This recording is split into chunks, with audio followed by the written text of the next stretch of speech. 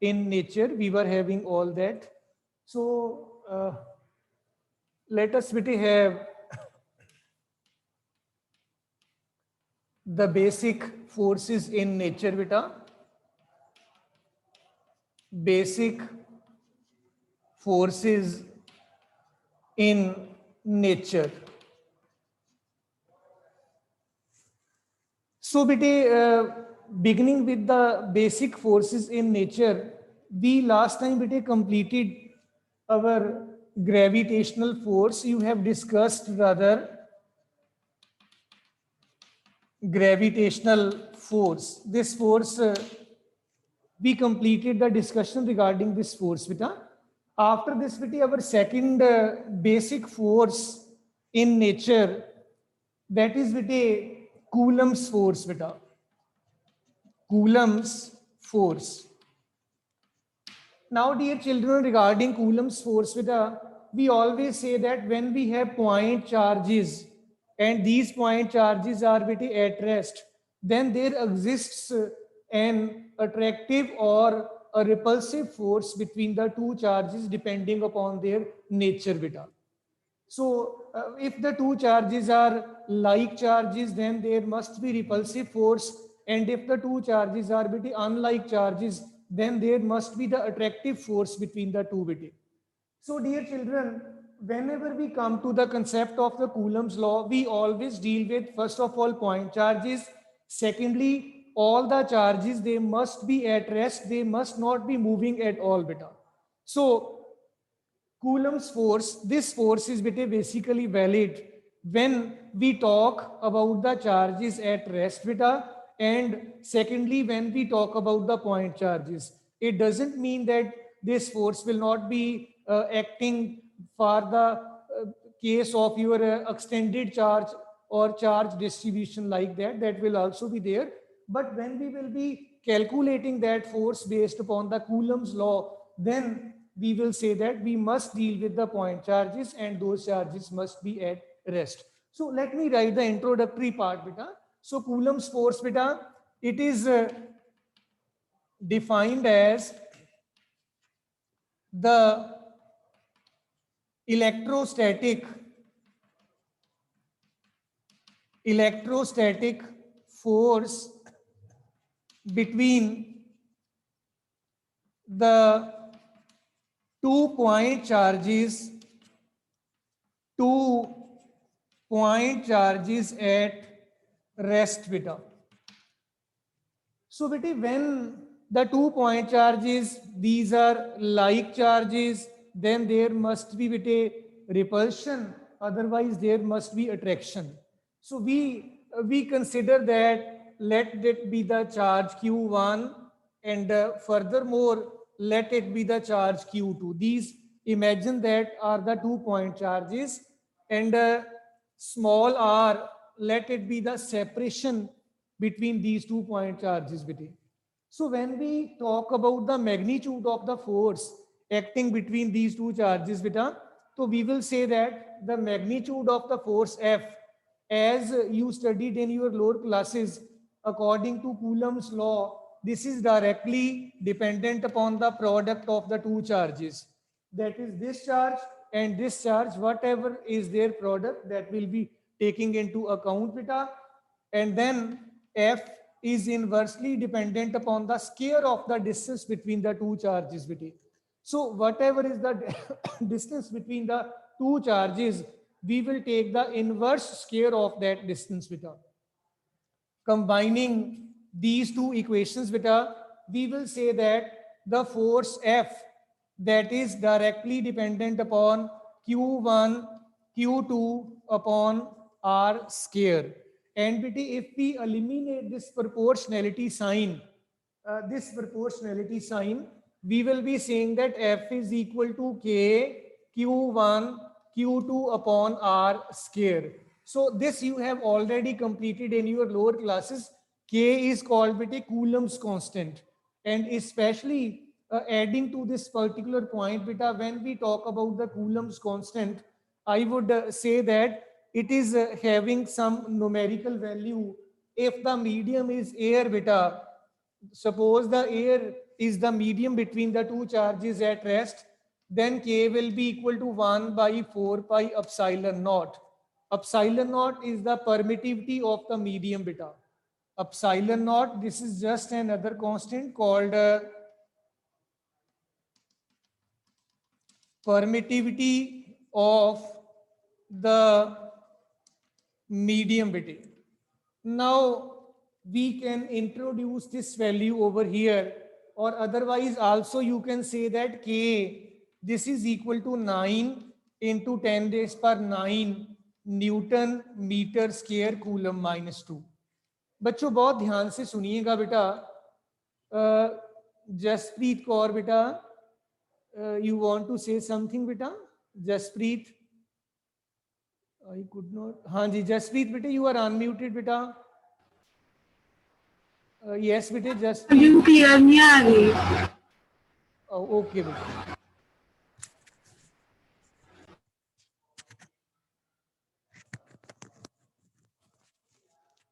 Is it audible now beta Jaspreet? Yes beta. Sir. Beta, is it audible now? Yes sir. Okay beta, there might be them adjustment in the mic. So बेटे मैं एक बार फिर से ये सारे points recapitulate कर देता हूँ। सो हमने बेटे कूलम्स फोर्स की बात की थी कि Coulomb's force between the two charges हम कैसे वर्कआउट करेंगे। जब भी आप बेटे दो पॉइंट चार्जेस की बात करोगे और वो जो आपके पॉइंट चार्जेस हैं, these charges must be at rest बेटे, उस केस में आपने अपने इलेक्ट्रोस्टैटिक अट्रैक्टिव या रिपल्सिव फोर्सेस की मैग्नीट्यूड जो है उसको कुछ इस तरीके से बेटे कैलकुलेट कर लेना है। आपके ये दो चार्जेस हैं, Q1 है और Q2 है। इन चार्जेस के बीच में स्मॉल आर का बेटा सेपरेशन है और आपका इनके बीच में जितना भी अट्रैक्टिव फोर्स होगा या जितना भी बेटे रिपल्सिव फोर्स होगा, that will be directly proportional to the product of these two charges. जितना भी इनका चार्जेस का मैग्नीट्यूड है, 2 कूलम है, 3 कूलम है, प्रोडक्ट 6 कूलम स्क्वायर हो जाएगा बेटा। सो फोर्स इनके चार्जेस के प्रोडक्ट्स के ऊपर डिपेंडेंट है। सेकेंडली बेटा इनके बीच में डिस्टेंस कितना है, उस डिस्टेंस के स्क्वायर के इनवर्सली डिपेंडेंट है। इस तरीके से आपने इन दोनों को कंबाइन किया, आपके पास ये रिलेशनशिप बना बेटा। एंड देन आफ्टर दैट बेटा ये आपका इसको एलिमिनेट करने के बाद कांस्टेंट ऑफ प्रोपोर्शनैलिटी है और के की वैल्यू आप याद रखिएगा 9 into 10 raise per 9 newton metre square coulomb -2 के बराबर है। सो इन दिस वे आप बेटा ये कूलम्स फोर्स जो है ये वर्कआउट कर सकते हो। एक मैं बेटे छोटा सा एग्जांपल लेकर आपको ये कूलम्स फोर्स कैलकुलेट करके भी दिखाता हूं। इमेजिन कर लीजिए हमारे पास बेटे दो चार्जेस हैं। एक चार्ज आपके पास बेटे 2 माइक्रोकूलम का है एंड सेकंड चार्ज आपके पास 3 माइक्रोकूलम का है और इनके बीच में जो सेपरेशन है, लेट अस इमेजिन कि 2 मीटर का सेपरेशन दोनों के बीच में है। आपको इनके बीच में मैग्नीट्यूड ऑफ द फोर्स निकालना है। तो magnitude of the force F जो होगा that will be equal to K Q1 Q2 upon R का square, that will be equal to K, this is 9 into 10 raise per 9। ये आपका K का value हमने अभी अभी लिखा था बेटा। एंड ये बेटे 2 microcoulomb, it will be 2 into 10 raise per -6 बेटा, और 3 माइक्रोकूलम 3 इंटू 10 रेज़ पर -6 बेटे। माइक्रोकूलम के हमने बेटे कूलम बना लिए हैं। एंड आफ्टर दैट डिस्टेंस इनके बीच में 2 मीटर है, it will B square of this बेटा 2। और आपका जो फोर्स है that will B 9 10 raise per 9, ये तो एज सच रह गया।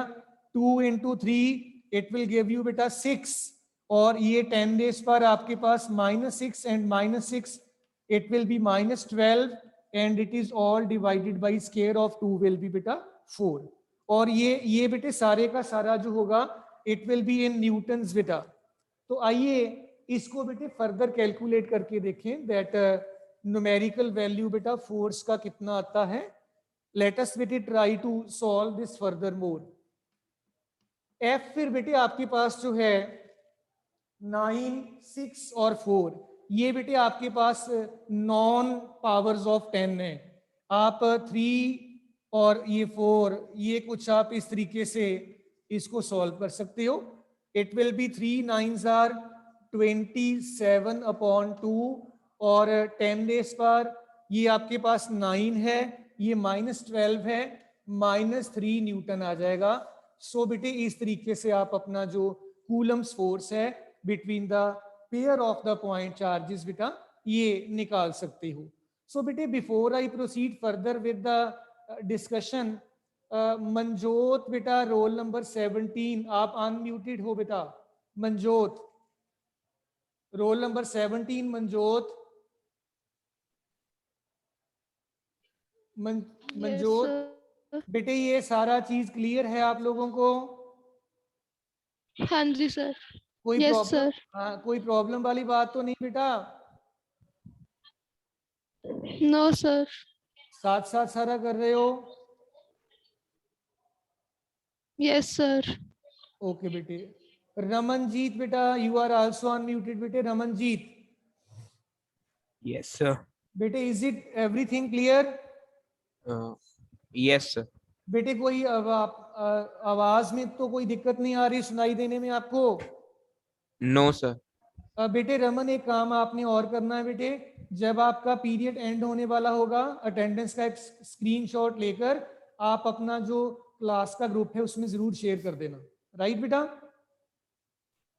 सर आपको सेंड कर दूंगा, वहाँ पे एडमिन ओनली है चलो ऐसे क्लास कर ग्रुप देना, में। कोई बात नहीं, ऐसे कर देना। थैंक यू बेटा। चलें आगे अब बेटा। यस बेटे dear all, we should move ahead further discussion के साथ। ओके बेटा, नाइस बेटे, थैंक यू। इसके बाद बेटे मेरे पास कंसेप्ट आ जाता है dear children strong nuclear force का। स्ट्रॉन्ग न्यूक्लियर फोर्स बेटे क्या चीज है और हम बेटे कैसे स्ट्रॉन्ग न्यूक्लियर फोर्स के साथ बेटे डील कर सकते हैं। Dear children, you all are very much aware of the fact that कि एटम के ऑलमोस्ट सेंटर पर इंटायर पॉजिटिव चार्ज जो है that is concentrated and at the same time बेटा हमारा एटम और उसका जो central part that is called nucleus, और अगर हम न्यूक्लियस के भी इंटीरियर में चले जाएं we come across the protons as well as the neutrons बेटा। So let us focus upon the nuclear force बेटे। न्यूक्लियर फोर्स बेटे जो है it is one of the strongest force known in nature बेटा। Strongest force known in nature. और ये जो आपका स्ट्रॉन्गेस्ट फोर्स है बेटा नेचर में जो एग्जिस्ट करता है ये बेटे आपके न्यूक्लियस के अंदर जो पार्टिकल्स हैं जिनको आप न्यूक्लियॉन्स बोला करते हो, दीज आर न्यूक्लियॉन्स। न्यूक्लियॉन्स आपका बेटे न्यूट्रॉन्स और प्रोटॉन्स के लिए कलेक्टिव नेम आप रख सकते हो। न्यूक्लियॉन्स के बीच में जो आपका अट्रैक्टिव फोर्स एग्जिस्ट करता है दैट वी कॉल एज बेटा strong nuclear force and it is one of the strongest force बेटा known in nature बेटे। मैं बेटे थोड़ा सा आपको डायग्राम के साथ समझाने की कोशिश करता हूं। इमेजिन कर लीजिए बेटे ये न्यूक्लियस है, न्यूक्लियस। इमेजिन ये बेटा न्यूक्लियस है किसी एटम का। वैसे तो न्यूक्लियस को बेटे आप इस तरीके से प्लॉट नहीं कर सकते हो, इसकी जो डायमेंशंस हैं, इसकी जो आइडेंटिटी है बेटा ये बदलती रहती है। और बिकॉज इसमें पॉजिटिव और नेगेटिव चार्जेस की अगर हम बात करें एटम के अंदर तो इसके इंटीरियर में सिर्फ पॉजिटिव चार्जेस हैं, इसके एक्सटीरियर पार्ट में इलेक्ट्रॉन्स हैं, उनके बीच में आपके प्रोटॉन प्रोटॉन इंटरेक्शंस जो इसके अंदर पड़े। इसके अंदर बेटे पहली तो बात यह कि प्रोटॉन्स हैं और साथ ही साथ न्यूट्रॉन्स भी बेटे इसमें प्रेजेंट हैं। और अगर आप बेटे बात करोगे प्रोटॉन्स की तो जो प्रोटॉन्स हैं बेटा दे हैव पॉजिटिव चार्ज और आपके जो न्यूट्रॉन्स हैं दे आर न्यूट्रल। इनके ऊपर बेटे कोई भी चार्ज नहीं होता न्यूट्रॉन्स के ऊपर, these are having zero charge on them, और we can also say that these are neutral.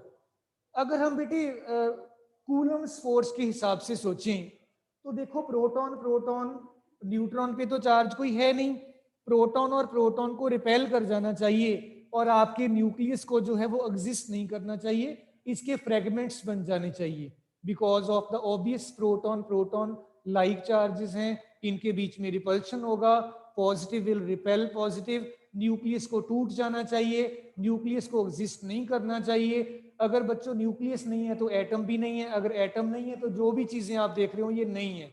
लेकिन क्योंकि ये सब कुछ है, एटम भी एग्जिस्ट करता है, इसका मीनिंग ये हुआ कि आपके न्यूक्लियस के अंदर प्रोटॉन प्रोटॉन में रिपल्शन है, लेकिन इस रिपल्शन से बड़ी कोई अट्रैक्टिव फोर्स एग्जिस्ट कर रही है जो इस प्रोटॉन प्रोटॉन के रिपल्शन को ओवरकम करके सारे के सारे पार्टिकल्स को बाइंड करके रखे हुए है न्यूक्लियस के अंदर बेटा। सो डियर चिल्ड्रन, फिर से एक बार ध्यान से सुनिएगा, न्यूक्लियस के अंदर प्रोटॉन पॉजिटिवली चार्ज पार्टिकल्स हैं, न्यूट्रॉन्स न्यूट्रल पार्टिकल्स हैं, इनके ऊपर कोई चार्ज नहीं है। प्रोटॉन और प्रोटॉन के बीच में रिपल्सिव फोर्सेस हैं, रिपल्सिव फोर्सेस की वजह से आपके प्रोटॉन प्रोटॉन को रिपेल कर जाना चाहिए, न्यूक्लियस को एग्जिस्ट नहीं करना चाहिए, एटम को भी नहीं करना चाहिए। बट क्योंकि आपका एटम एग्जिस्ट करता है, वो तभी एग्जिस्ट कर सकता है कि अगर न्यूक्लियस भी है।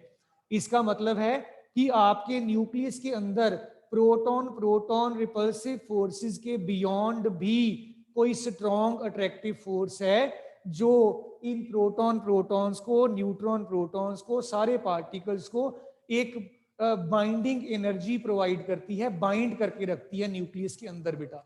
और वो जो फोर्स है दैट इज कॉल्ड बेटा स्ट्रॉन्ग न्यूक्लियर फोर्स बेटे। सो स्ट्रॉन्ग न्यूक्लियर फोर्स जो है बेटा, we can also say that this force binds all the nucleons inside the nucleus. This force is strongest force known in nature बेटा। एक बेटे और बड़ी इंपॉर्टेंट बात है, ये फोर्स चार्ज के ऊपर डिपेंडेंट नहीं है। आप ये नहीं कह सकते बेटा जपनप्रीत बेटे मेरे पास, जपनप्रीत का बेटे मेरे पास नहीं आ रहा लिख के, वेटिंग लिस्ट में भी नहीं आ रहा, और आप उसको बोलिए एक बार रीज्वाइन कर जाए बेटे, आई विल डेफिनेटली अलाउ, ऐसी कोई बात नहीं है, मेरे पास आ ही नहीं रहा है स्क्रीन पे। So dear children, let us once again concentrate beta on this particular concept beta। आपके पास जो न्यूक्लियर फोर्सेस हैं बेटा, इनके नेचर के बारे में अगर बात करें तो ये चार्ज के ऊपर डिपेंडेंट नहीं होती, ये चार्ज इंडिपेंडेंट हैं, चार्ज पे डिपेंडेंट नहीं है। मेरे कहने का मीनिंग ये है कि जितना फोर्स बेटा जो है प्रोटॉन प्रोटॉन के बीच में होगा, अट्रैक्टिव फोर्स न्यूक्लियर फोर्स, लगभग उतना फोर्स आपका न्यूट्रॉन न्यूट्रॉन पेयर में भी होगा, एंड अप्रोक्सीमेटली उतना ही फोर्स आपका न्यूट्रॉन प्रोटॉन जो पेयर है इनके बीच में भी होगा। मैं रिपीट करूंगा बेटा फिर से एक बार, प्रोटॉन और प्रोटॉन लाइक चार्जेस हैं, इनके बीच में रिपल्सिव फोर्स एग्जिस्ट करता है, उस रिपल्सिव फोर्स के से भी बड़ा एक अट्रैक्टिव फोर्स एग्जिस्ट करता है, दैट इज कॉल्ड बेटे न्यूक्लियर फोर्स, और वो प्रोटॉन और प्रोटॉन को बाइंड करके रखता है। अब दोनों के ऊपर पॉजिटिव चार्ज है, जितना फोर्स दो प्रोटॉन्स के बीच में है न्यूक्लियर फोर्स, उतना फोर्स आपके दो न्यूट्रॉन्स के बीच में है, उतना ही फोर्स आपका एक न्यूट्रॉन और एक आप अगर प्रोटॉन ले लोगे, इनके बीच में भी उतना ही फोर्स जो है ये एग्जिस्ट करेगा। देन बेटा साथ ही साथ बेटे जो है it is very short range force बेटा, न्यूक्लियर फोर्स जो है ये बेटे बड़े कम डिस्टेंस तक एक्टिव रहती है। मतलब अगर आप इस न्यूट्रॉन की बात करोगे तो ये न्यूट्रॉन अपने इमीडिएट नेबर्स के साथ ही अट्रैक्टिव न्यूक्लियर फोर्सेस के साथ बाइंड रह सकता है, और अगर आप न्यूक्लियस से बाहर चले जाते हैं या न्यूक्लियर डायमेंशन से इन कंपैरिजन ज्यादा डिस्टेंस ले लेते हो, कंसिडर कर लेते हो, तो आपका न्यूक्लियर फोर्स वहां पे एग्जिस्ट नहीं करेगा। शॉर्ट रेंज का मतलब है कि थोड़े डिस्टेंस तक ही न्यूक्लियर फोर्सेस बेटे एक्ट किया करती हैं। देन बेटा साथ ही साथ हम अगर बात करें, ये जो फोर्सेस हैं ये सेंट्रल फोर्सेस नहीं है। सेंट्रल फोर्सेस का मतलब होता है कि फोर्स जो पार्टिकल्स को ज्वाइन करती हुई लाइन के सेंटर के जो पार्टिकल्स के सेंटर हैं उनको ज्वाइन करती हुई लाइन के अलोंग एक्ट करती है। It is not dependent upon that. अभी अभी आपने कूलम्स लॉ डिस्कस किया इससे पहले, और उससे पहले आपने बेटे ग्रेविटेशनल फोर्सेस भी डिस्कस की थी, और उनमें आपने कहा था कि आपके जो दो मासेस हैं उनको ज्वाइन करती हुई सेंटर टू सेंटर लाइन के अलोंग ग्रेविटेशनल फोर्स एक्ट करती है।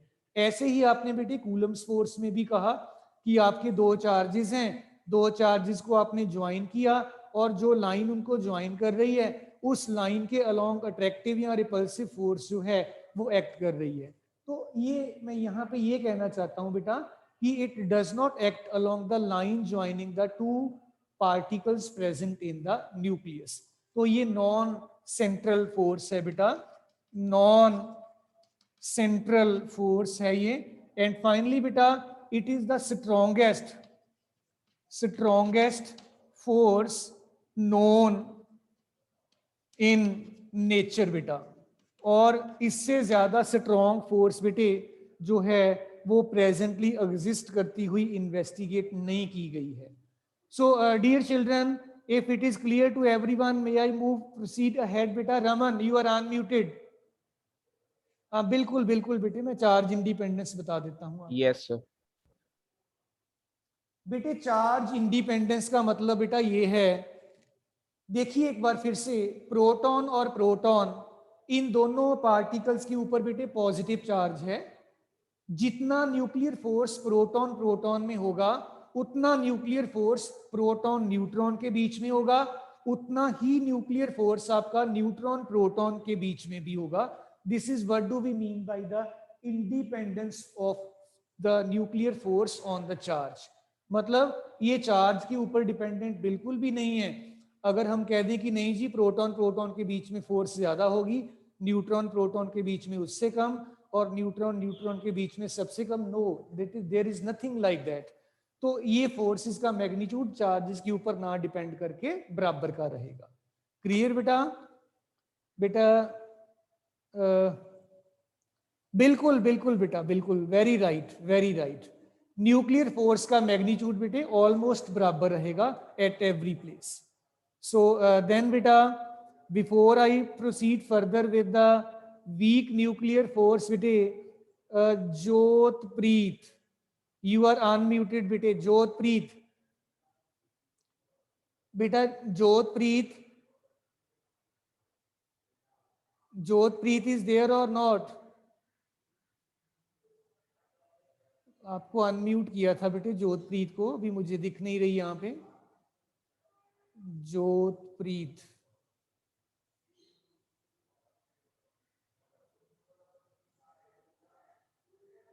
Not present. यस है तो सही जोतप्रीत। हाँ जी बेटे जोतप्रीत कौर, जोतप्रीत कौर बेटे आपको अनम्यूट किया गया है, बताइए is it all clear? Okay बेटे, आपकी आवाज सुननी थी इसलिए मैं बेटे बोल रहा था, आप मैसेज कर रहे हैं, दैट्स समथिंग वेरी नाइस। तो चलिए बेटा, अंजलि, अंजलि बेटा, यस सर। बेटे एवरीथिंग क्लियर? Yes sir. साथ साथ थोड़ा बहुत नोट कर रहे हो कि नहीं? यस सर, कर रही हूँ। ओके बेटे, ओके। चलिए फिर बेटे आगे चलते हैं। इसके बाद हमारा इस फोर्सेस का लास्ट कंपोनेंट है, that is weak nuclear force. बेटे आइए देखें बेटा, वीक न्यूक्लियर फोर्स बेटा, और ये जो फोर्स है आपका वीक न्यूक्लियर फोर्स बेटे, ये जब आपका प्रोटॉन और न्यूट्रॉन इनके बीच में इंटर कन्वर्शन होता है, देन इट अकर्स बेटे. सो लेट अस है बेटा वीक न्यूक्लियर फोर्स बेटा. वीक न्यूक्लियर फोर्स बेटे एज सच, हाँ जी बेटे, सेंट्रल फोर्स एक बार फिर से सुन लीजिए बेटा. दिया is asking for central force बेटे. बेटे सेंट्रल फोर्स का मतलब ये मैं बाद में बताता हूं, पहले सेंट्रल फोर्स का मतलब समझिए. आपके पास बेटे एक पार्टिकल है, ये एक मास कह लो या एक पार्टिकल कह लो, ये इसका सेंटर है. और एक आपके पास ऑब्जेक्ट ये है, और इस ऑब्जेक्ट का सेंटर ये वाला है बेटा. इनके सेंटर्स को ज्वाइन करती हुई बेटे हमने एक लाइन ड्रॉ की. अगर अट्रैक्टिव फोर्स इस लाइन के अलोंग एक्ट करेगी, कौन सी लाइन? जो दोनों पार्टिकल्स के बेटे सेंटर्स को ज्वाइन कर रही है, then we will say that this is a central force बेटे. फिर से बेटे ध्यान दो, अगर आपके पास दो मासेस हैं, दो पार्टिकल्स हैं, इन पार्टिकल्स या मासेस के सेंटर्स को ज्वाइन करती हुई आपने एक लाइन ड्रॉ कर दी, और बेटे अगर इनके बीच में कोई भी फोर्स आप बात कर लें, अट्रैक्टिव फोर्स हो जाए, रिपल्सिव फोर्स हो जाए, अगर वो फोर्स ये जो लाइन इनके सेंटर्स को ज्वाइन कर रही है इसके अलोंग एक्ट करेगी, देन वी से दैट कि वो फोर्स हमारा जो है that is central force. And बेटे डियर चिल्ड्रन, अगर ये force along the line joining the centers of the two masses act नहीं करती है, then we will say that कि ये force आपका central force नहीं है, this is the non central force बेटा. So बेटे दिया, is it clear बेटे? दिया, yes, दिया को अनम्यूट किया है रोल नंबर 6. दिया बेटा, दिया आप अनम्यूट. Yes, sir. हाँ जी बेटे, Yes, sir. बिल्कुल Yes, sir. क्लियर है, Yes, sir. कोई मुश्किल तो नहीं आ रही बेटे? Yes, sir. Clear है. ओके बेटे, ओके. डियर चिल्ड्रन, सारे बच्चे मेरी बात ध्यान से सुनिएगा बेटा. ये जो आपके बेसिक फोर्सेस हैं, इनको कंप्लीट करने के बाद I will take one more period upon this basics बेटा. फिर हम अपने एक्चुअल सिलेबस और एक्चुअल कंटेंट्स के ऊपर आ जाएंगे. ये कुछ बेसिक्स हैं ताकि हमारा जो है एक बार लिंक बन जाए, हम अपने ट्रैक पे आ जाएं. तो इन चीज़ों को देखकर, फिजिक्स को देखकर, या जो आप छोटा मोटा रिलेशनशिप्स देख रहे हैं, इनको देखकर बेटे डरना नहीं है, घबराना नहीं है.